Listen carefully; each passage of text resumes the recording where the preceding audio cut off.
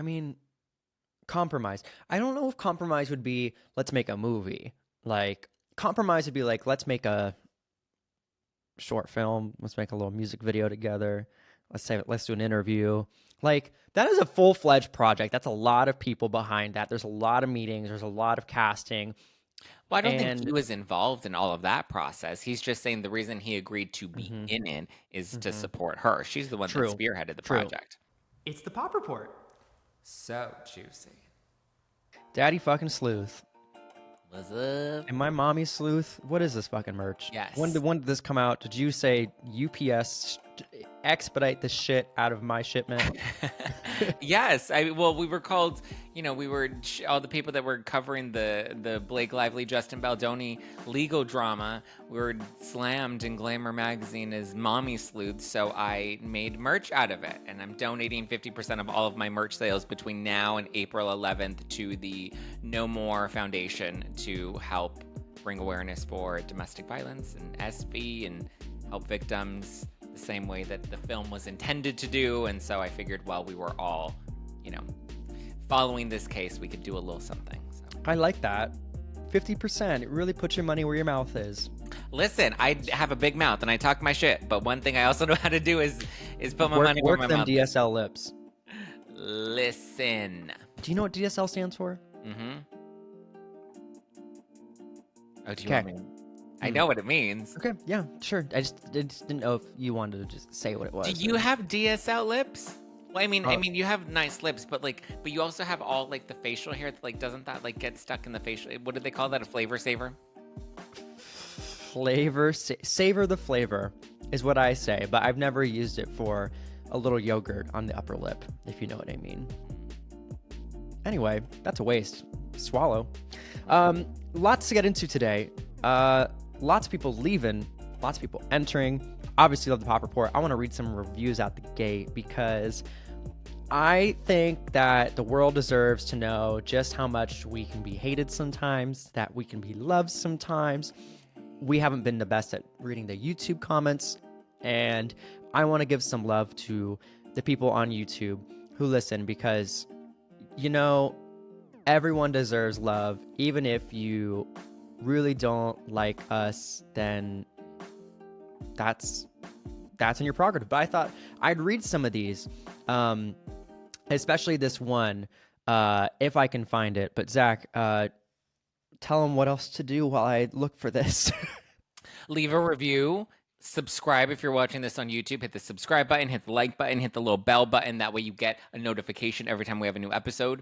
If you're watching this on Spotify, then drop a comment so we can give you a shout out. And if you're listening to this on Apple Podcasts, then leave a review so we can give you a shout out. Amazing. But what are the YouTube comments saying? Yes, I will read a few of them. Kenny G commented saying, "I love your girls." Thank you. It said, "Don't stop. You two are a great balance." Yay, look, love. Yay. There's the other side of the spectrum, though. Tia commented saying, "Andy sounds like he is constantly constipated with his breath holding and weird pauses. Not funny at all. Much prefer Zack." Yikes. Constipation is a Do you feel constipated? real health crisis that a lot of us Americans face. Constipated face, constipated look on camera Do you feel constipated when you every come on damn the day, show? girl. It's IBS strong. No, I'm kidding. I've been told I tell myself I have resting bitch face, but no one has said I have constipated face. Yeah, and Yeah, it's some Miralax. you really said it, girl. Probiotics. Adam Sandler is another comment that comes up here. Sandra said, "Adam Sandler is like old school funny. Most people grew up with his films, so theirs is a nostalgic factor to him. Today, those movies would not be good." We talked about Adam Sandler and how he has a few stuff coming up in the pipeline. Happy Gilmore 2, as we talked about in the past, but we are still verdict out on that if we would actually watch. Oh, well, there it is.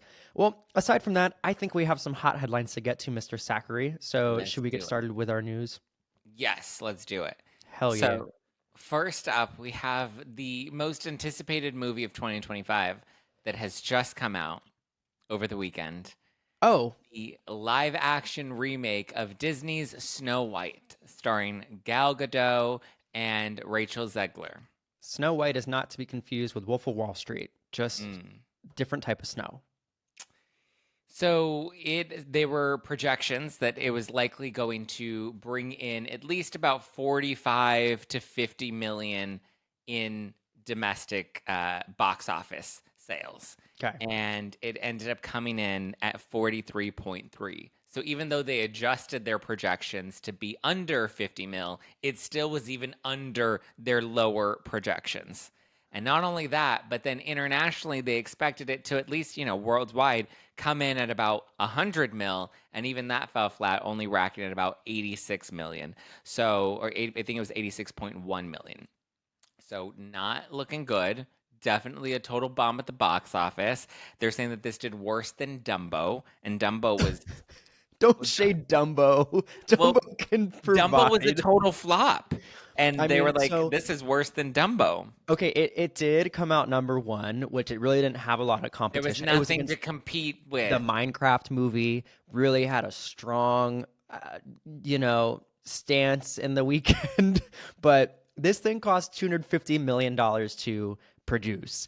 And you're like, okay, we're a third of the way there from netting zero. Like, who knows?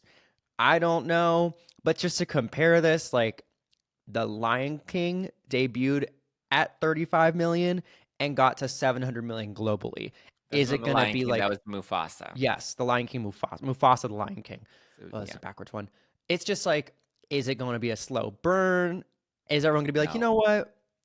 This was hated a lot. This had a lot of flack. Should I give it a chance? Mufasa wasn't expected to do like that well. Like Mufasa was a reimagined spin-off of The Lion King. So they didn't expect Mufasa to do well. This is a Disney classic. Isn't Snow White like one of the first Disney princesses? I mean, we didn't expect Snow White to do well. She's boring. She's a classic. I think Disney was expecting Snow White originally to do well, and then the two lead actresses just continued to circle the drain on that. The drain, Katy Perry, hit me back with that. Rachel Zegler, she came out and she said, if you're not voting for Kamala Harris, she doesn't want your business. And it sounds like people were like, okay, we're not going to give you our business. And they made that abundantly clear at the box office. I thought that was because of the Palestine and everything. She's been very big on pro-Palestine, but then she also, once she said anybody that voted for Trump, she wishes they never know peace. And then on Snapchat separately, she said during the election that she wanted people to go out and to go vote. And she said, vote for Kamala Harris. And if you don't want Kamala Harris, then unfollow her. And she doesn't care because she doesn't want your business. I think it's a lot of things that can contribute to this. It's like, you can really have the audience. She hated Snow White. She said that Snow White was weird, and she said that the fact that Snow White wanted a prince and the prince was stalking her, that was creepy. I think that the negative press.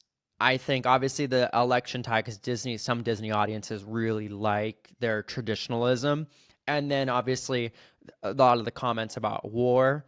The whole lead up is like everything comes in threes. It's not the good storm to put together. Well, no, obviously, everyone was like, are they feuding? Are they not? And the premiere was very clear when they pulled back on the premiere, which, when you have a premiere, it's going to determine how good this is going to be. And there was no photo together of them except for one, with the director. There were no interviews. I think this is Disney also shot themselves in the foot saying, okay, there's a way to control this press. If you say you only can ask questions about this, and that, we obviously have seen for other titles. I think Disney could have saved it in some sort of aspect with the premiere, maybe had a little small 10%, 20% lift, but it's doomed, girl.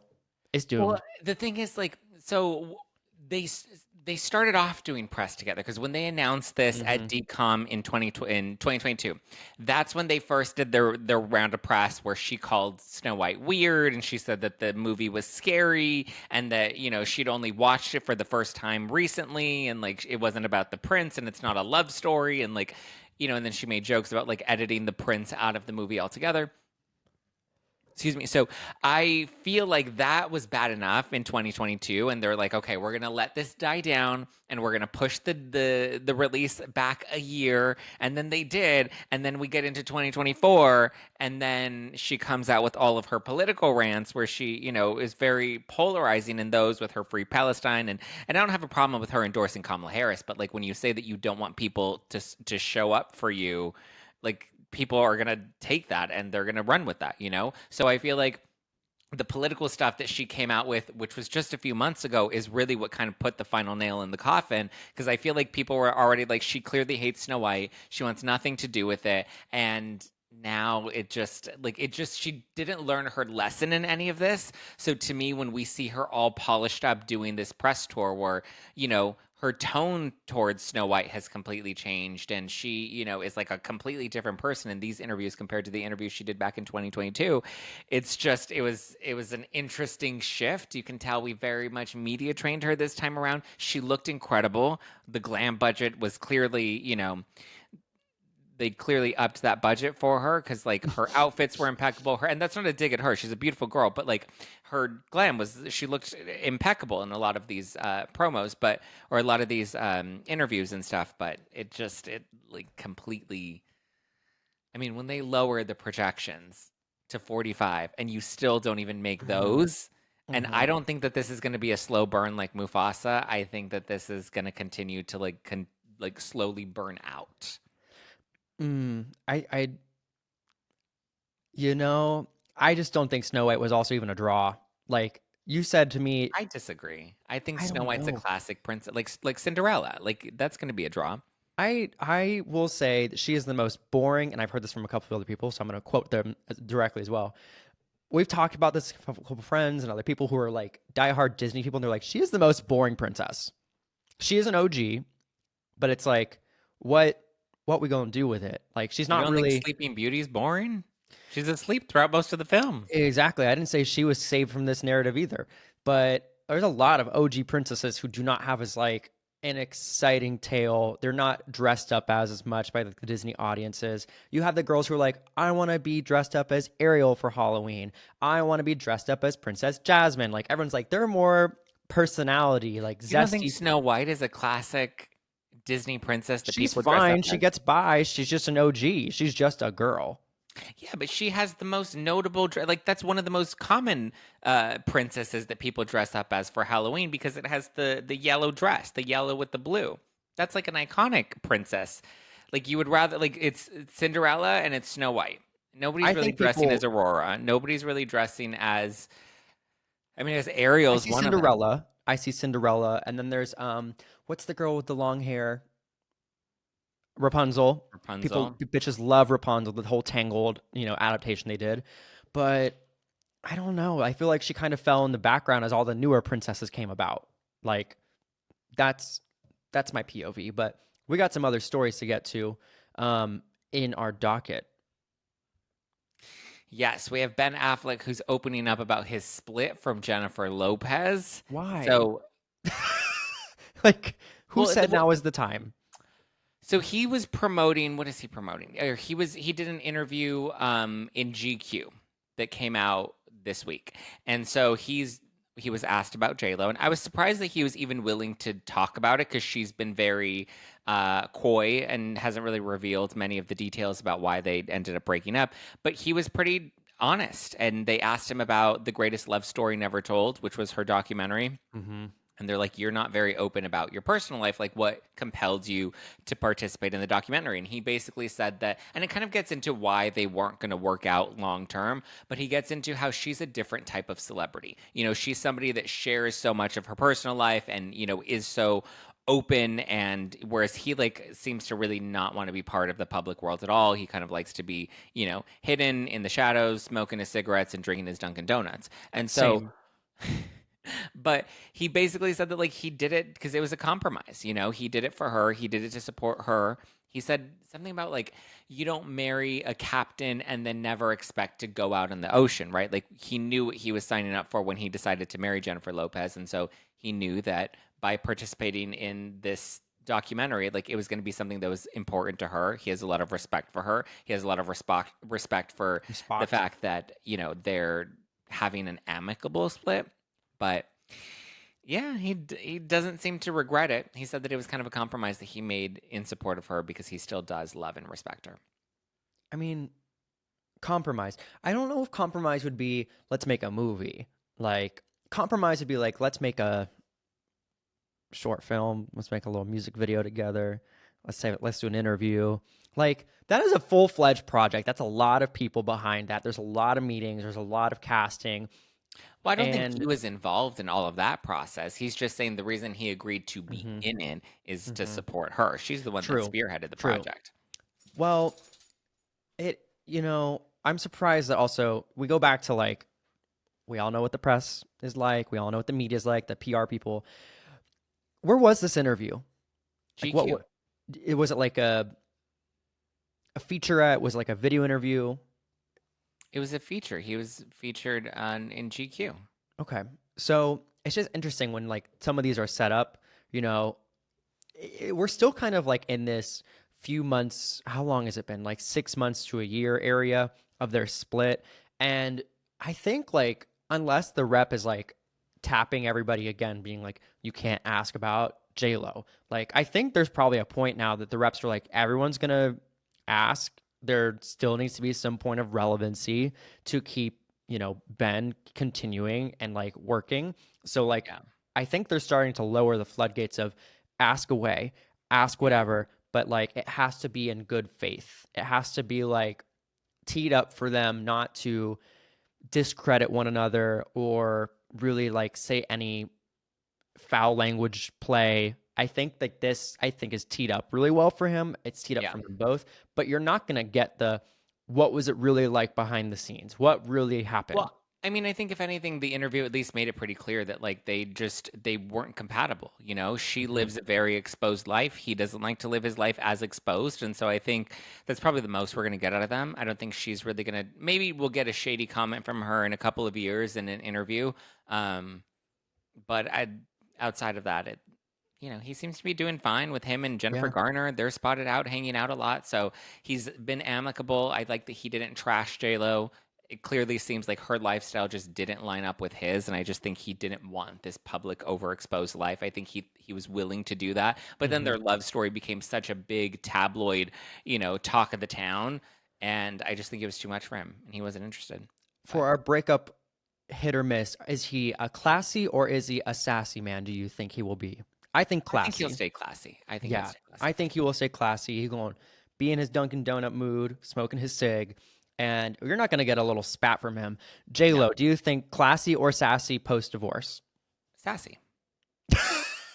Well, it literally just said that. I explained what I think will happen coming out of their breakup. No, I think we'll get a shady dig from her at some point. She's always been a little shady when pushed the right way in the right interview, so I'm pretty sure she'll throw some digs at him. I think it'll be in a song. I think we'll get like some sort of wish you would have picked up your mess or something. I don't know. Like, I don't think we're going to get any new music from her at all. After her last album flopped, I think she's done with music. Well, she'll be headlining World Pride, so we'll see what happens there. We'll see, but I hear that we do have some new music coming from none other than Miss Miley Cyrus. I saw that she posted, what was some sort of promo image? First of all, the image, interesting. I was like, I can't really see much. I don't really know. It's giving me Avatar. But Miley, as of the recording we saw this morning, she posted this visual album teaser on Instagram. She's like, I'm just going to give you the full thing right here on platform. Full text, full situations. I think what we are missing in this day is a visual album. And Miley said, I will give that to you. Miley's album has 13 original songs. I really emphasize that on this promo. I think everyone has been dying to see Miley do something like visually because her last album kind of like it came and it went. It had some great standouts. We obviously have the Flowers case going on right now, but we didn't really get to have a lot of moment or let's say shine for some of the other songs because Miley doesn't want to tour. She doesn't want to do too much. She's doing her thing. She's just being Miley. She did win a Grammy, but this visual album, I think, is An earned Grammy. She won 2 Grammys, right? She has 2. She has Flowers, and then she has one for the collaboration with Beyonce. Yeah. Right? 2. Yeah. So she has gotten her accolades. She's like, now I'm just going to keep on doing my thing. But everyone was sitting there the entire time being like, where is another music video? Where's another single drop? And this kind of came out of nowhere. And this comes in less than a week. We get the full album. Very fast. I mean, Miley's a really creative artist, and I think she's always pushed boundaries, and she's always very much tried to, get creative. I mean, whether it was her dipping more into like the hip hop genre or the rock genre, she's been able to kind of bend those genres. And I mean, sometimes she's done it and it's been a miss, like Miley Cyrus and her Dead Pets, that electronic album that she tried, that was a total bomb. That whole SoundCloud album. Yeah, that was the SoundCloud album. And it was just like I don't know. She's tried different things. And so I think a new visual album and putting together a closer release, I don't know. I like Miley. I always like her creative risks. She's not afraid to take a bold chance, and I'm not afraid to say when it's a flop, like Miley Cyrus and her Dead Pets, or like Cowboy Carter. But so, I mean, I'm looking forward to what Miley brings. I'm excited for new Miley music. Did you love any specific era, like the Hannah Montana era, Bangers? Bangers was my favorite. I liked Plastic Hearts because I kind of liked that rock vibe that she went with. Bangers was probably my favorite, though. Oh, I mean, like the collaboration she had for Bangers. Obviously, there were some things that were not kosher about that album and the things she did, but I remember being in that time and the whole tour was going on and everyone's posting all these like ludicrous pictures. She wanted to slide out of like her tongue, like that whole face. She also had the bears. She had like balloons. She lost money on that fucking tour. That's how much she put into production. And it was her best era yet. And it's probably going to go down as her most iconic era. And that's a real artist, right? A real artist is willing to play the game, take a risk, gamble it all. And ultimately, she came out on top from it.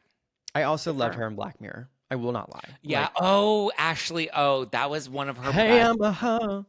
Yeah. Hey, I'm a hoe. That Actually, was a great fucking one. And the fact they also released that on Spotify and streaming platforms are like, here you go. Here's a song. Because it was a bop. Like, how do you was. pass this on a bop? I think that it was also fun that she really poked into that whole like Hannah Montana real life. Like, is this a thing? Is this not? Maybe we'll get some more acknowledgments of like her personal life in this visual album about whatever Billy Ray's doing, whatever her mom is doing, whatever Noah's doing. She's like, I am here. Yeah. Whether I'm with Cody Simpson or not, I am here. Yes. And she knows what works and she knows what doesn't work, unlike Mr. George Clooney, who I hear is ditching romance movies. So I put this in here because I feel like we haven't seen shit from George Clooney. I'm not going to lie. Like, saw... not since Casamigos. We also had that Apple series he was in. But George Clooney is 63. And he went on to 60 Minutes. This is direct from this Variety report. He told his fans he's no longer going to act in romance movies anymore, which I don't think anybody said, like, we were missing him. I kind of want to see him in some dramas and stuff and, like, Ocean something. But his last one was Ticket to Paradise with Julia Roberts. It did well. I think it says in here it's $168 million worldwide. But he said, quote, look, I'm 63 years old. I'm not trying to compete with that 25-year-old leading men. That's not my job. I'm not doing romantic films anymore. And I'm like, dude, no one's... this is the part where everyone's like, I'm not that girl. I'm not this. I'm like, then what do you want to be? What girl do you want to be? I think he could do romantic movies. It's like, you are not the 25-year-old. I mean, now we're in the era of the Golden Bachelor. Yeah. I'm like, put George Clooney on the Golden Bachelor. I would tune the fuck in. Put yourself in some other romantic setting. But this was just like, I think we've seen a lot of like outlandish comments from like Hollywood staple celebrities as of late, like on what we've covered here. But George Clooney saying he's not going to be doing this is kind of like random. But Other films that were like romantic movies he was in: 1996, One Fine Day.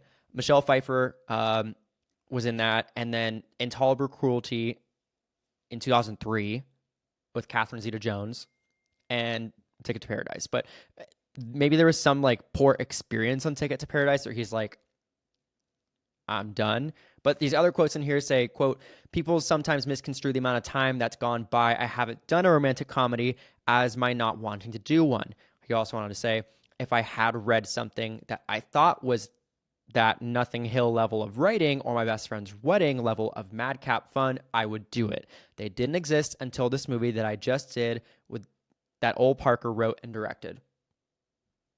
Okay. Okay, sure, sir, whatever you want to say. George Clooney doesn't need to be doing romantic comedies anymore. He doesn't need to do the chick flicks. He's got enough money. He's doing fine. He got his Casamigos sale. So if anything, I can see him come in, do like an Ocean's 11, Ocean's 12, like one of those like action movies where he can do some James Bond sort of character, and he can do that like every other few years and then just comfortably retire. I don't think or he can play like an old man. I mean, they've had a ton of like Diane Keaton movies where he could play the love interest if he wanted to. They have, tons of rom-coms for old people now. I think Chelsea Handler should be in a rom-com. That would be fun. She was in a rom-com. Like right now. She was in what is it? It ends. No, not It Ends With Us. This Means War. This Means War. She was in This Means War. With Reese Witherspoon. Remember Reese? And there were the two guys that Reese was fighting over. I think that she should just come back. I know she has what in our docket right now, this comedy special. Yes. But I want to see her in that role. But what do you know about this comedy special? I know that I wanted to watch it and didn't get the chance to, but I have been reading her new book. And so I've seen clips from the comedy special. It's kind of funny. Some of it's not like a ton of new material in the special, like her like not wanting kids. Like the jokes, I feel like I've been a big Chelsea Handler fan. I loved Chelsea lately. I bought all of her books. I went on all of her comedy tours. Loved Chelsea lately, or loved Chelsea Handler, and have been a fan of hers. Watched her on like her Netflix era wasn't my favorite. I liked the documentaries that she did. The talk show, not my favorite, but had moments. And so now she has this new special that's come out in conjunction with her 50th birthday and her new book, I'll Have What She's Having. Been listening to the book. It's good. It's not as edgy as like the old edgy Chelsea that I used to really love. Like when she would just, be unafraid of pushing the boundaries. I feel like she's gotten a lot safer with her humor lately. And some of her humor is just kind of retired, or just like recycled. But I'm excited to watch the new Netflix one. It dropped yesterday, Tuesday. So it's out now. I'll probably watch it tonight with a martini and watch the Beverly Hills finale because that's extra spicy. Miss Garcelle. Oh, but you know what I did watch, Andy? The stupid Amy Schumer Netflix movie that you said finally wasn't that watched bad. it? Andy, that movie was atrocious. It was so bad. It was so unfunny. And Amy Schumer, I was like, well, she used to be funny. Can we make Amy Schumer funny again? Like Amy used to be so fun. And this you didn't like when the child stabbed her in the belly with a knife? That was like one of the 3 moments that were funny throughout the entire film. Yeah, it's definitely like a don't watch this sober kind of thing. I was lit and I couldn't even enjoy it. The movie I was texting my friend who's one of my neighbors, and I was like, this movie is so bad. It was bad. I don't recommend watching the new where she's fake pregnant. Like I said, it was a knockoff of when Lindsay Lohan did Labor Pains, and now Amy Schumer tried to do it, and it's just flop. I thought it was funny for like watching it with somebody. By yourself, this would not be funny. Like making fun of some of the things. Like there were some parts that hit, but it was just more fun, I think, to watch it with somebody. Being like, wow, I don't think I'd want to watch it by myself. It's not like the vibe. Yeah, like I feel like I remember when I watched the Mean Girls, the new one, the musical one, and that one I had to take mushrooms in order to enjoy. Oh, I remember that. You texted me about that. You're like, I am litty. Yeah, it was a good time though. I was able to enjoy the movie. So there you go. Watch it if you don't want to watch anything interesting, and take some mushrooms. So watch the Chelsea Handler comedy special. Don't watch for your review this Amy Schumer movie. Are you going to keep watching Real Housewives of Beverly Hills now that Garcelle has announced that she is out? Fuck yes, it's about time. Bye. My God, she's been so boring for so many seasons, and she's now leaving the show. And thank God. Do you think that, obviously you're more in tune with these than I am, do you think that she quit before they could nix her, or that she really did quit on her own terms? I think she quit before they could nix her. I think they knew that it was going to be hard to fire her, which is kind of what, like, they couldn't fire Ebony Williams on Real Housewives of New York, so they ended up just kind of killing the whole Why show couldn't they altogether and necessarily rebooting. fire? Because well, they were, it's, Take the bait, say it. it was more, it seemed like she was turning it into a racial issue, and she was the first Black woman cast on Real Housewives of New York, and Garcelle was the first Black woman cast on the Real Housewives of Beverly Hills. But now we have Bose, who's the newest addition this season, who I think has just really elevated the show. She's also a very strong Black woman, but like her accolades, she was the CMO of like Netflix, she worked at Beats and Apple Music and Uber. Like, she was a total like executive, and so I think she just elevates the show in a different way. And so, Garcelle had a history of kind of, accusing, anytime the other women would call her out on anything, she would immediately like say that it was racially motivated. Whereas now we have Bose that kind of debunks that narrative that she tried to push out. And so I think, the other women, Bose included, were kind of rough on Garcelle. And I think the audience has turned on Garcelle and Sutton this season. And I just think, she couldn't take the heat. So I think she thought that the network would kind of have her back, and she quit. And I think the network was like, okay, cool. We didn't have to fire her. She quit on her own accord. So at this point, we're going to let her go. And I think she was expecting the network to back her up. And the network obviously is like, okay, peace out. Bye. She was very critical on other people's issues. I think that was what like Dorit had said like this season, or like you're always talking about everyone else, but when everyone says something about you, it's we know nothing about her. We got nothing about her life. I one season heard storyline was she joined Bumble, and we never even saw her go on a single date. And I'm just like, how, like, what you signed up for Bumble? Who knows? We got a whole episode where she signed up for Bumble, and we couldn't even see her go on a single date, which is just crazy. And Erica made a good point. She's like, Garcelle used to like kill it in the 90s. She literally, when she left her husband, she wrote a whole email about how he cheated on her and sent it out to everybody at the company. Like, Garcelle can bring it. She just doesn't bring it on Beverly Hills. I'm going to see your girl Erica Jane in Puerto Vallarta. There's a hotel opening, and I'm supposed to go. And they said, Erica Jane, performance at the pool party. I was like, girl. Well, I know Erica's having a moment now, but can we throw back? I saw that there was this story with Tiger Woods for our Couples Corner that came out. So he's dating. He's now dating. Can we take like a pregnant pause for this? Yes. Tiger Woods, that man has been through. So I was saying that, like, I mean, now he's dating Vanessa Trump, who's Don Jr.'s ex-wife. But so they've confirmed their relationship. And I was just like, this is a throwback. Like, Tiger Woods coming back into like pop culture headlines was just so funny, because then it reminded me, because then I saw people were on TikTok and they're like, I remember the Tiger Woods cheating scandal, and that was crazy. And they were like, there was this one woman, she's hilarious. She posted a TikTok video and she was like, I thought that man was going to jail. She was like, I was young. I didn't understand what happened. What was happening. Rolled the car too, or like whatever. Yeah, his ex, she came and she like beat up the car. It was great. He was the original. He was the OG Scandival. Tiger Woods was the OG. You want to go that far? Yes, because he was the Scandival before Tom Sandoval came and did the Scandival. He was the biggest cheating scandal ever.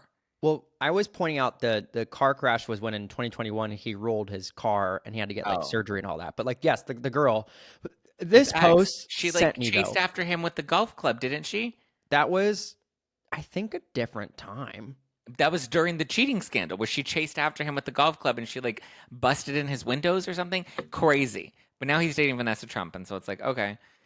Where does he live? I'm looking this up. Because like, where does she live? Tiger Woods' places in Florida, Miami. This makes sense. He has Orange County, Jupiter Island, and Windermere. $80 million house on Jupiter Island. Yeah. Well, good for Tiger Woods. I'm glad he's made a comeback. I'm glad that he's back in the headlines. I'm waiting for another scandal. That's all I'm saying. He looks rough in that photo. Yeah, he don't look too hot. Love is love.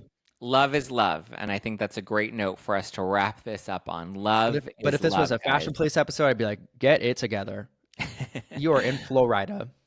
Well, thank you guys for listening to the Pop Report this week. Be sure to leave us a nice review on Apple Podcasts. Drop a comment below. Weigh in the comments and let us know. Are you going to watch Chelsea's new Netflix special? Do you want more George Clooney rom-coms? Do you want more Tiger Woods? Are you car going to go watch accidents? Snow White? Don't do that to Probably her. not. All right, we'll see y'all real soon then. All right. Bye, guys. Subscribe, review, all the things.